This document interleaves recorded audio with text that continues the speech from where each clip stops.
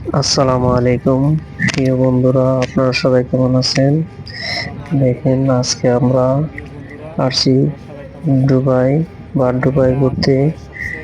এটাকে দুবাইকে বহুজাতিক সাংস্কৃতিক মিলন মেলা বলা হয়ে থাকে।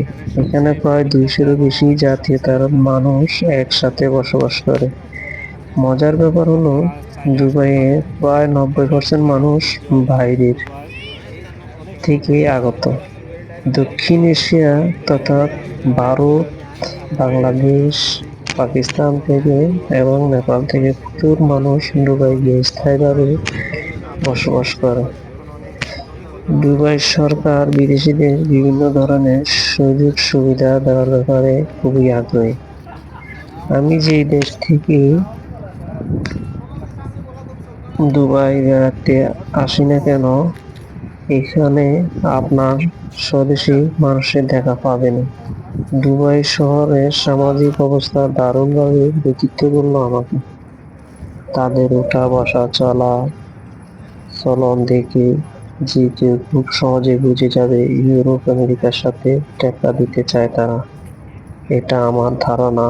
আপনাদের ধারণা কেমন? কমেন্টের মাধ্যমে জানাবেন।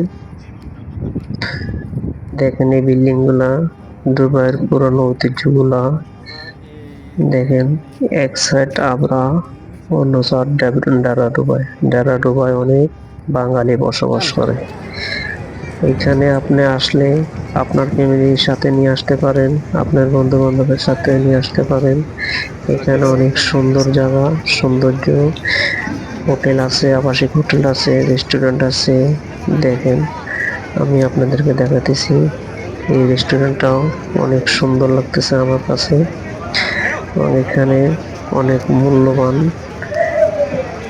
টুরিস্ট এবং খাওয়া দাওয়া সবকিছু ফ্যাসিলিটি অনেক ভালো। আপনারা আসতে পারেন। আপনাদের কাছে কেমন লাগলো কমেন্টের মাধ্যমে জানাবেন। আল্লাহ হাফেজ।